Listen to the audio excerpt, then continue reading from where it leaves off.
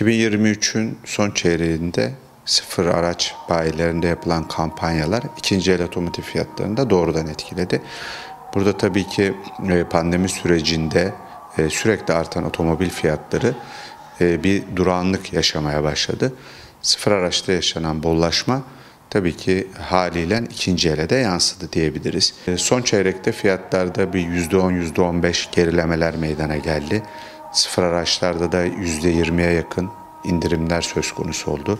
Sıfır faizli kampanyalar düzenlendi. Fakat tabii şimdi 2024 yılının ilk çeyreğinde eldeki stoklar azalmaya başladıkça otomobil fiyatlarında yavaş yavaş bir yükselme meydana gelmeye başladı.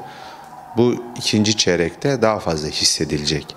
Çünkü burada önemli bir konu, Türkiye'de %70 ithal araba satışı gerçekleştiriliyor. Bu %70 aracın ithal olması dövizin de artmasıyla birlikte tabii ki burada otomobil fiyatlarını doğrudan etkiliyor. Döviz arttıkça otomobil fiyatları da artacak. Buna bağlı olarak sıfır araçlar artınca ikinci el otomobil fiyatları da artacak. Eğer ihtiyacı varsa şu anda alma zamanı. İhtiyaca mahsuben almalarını özellikle tavsiye ediyoruz.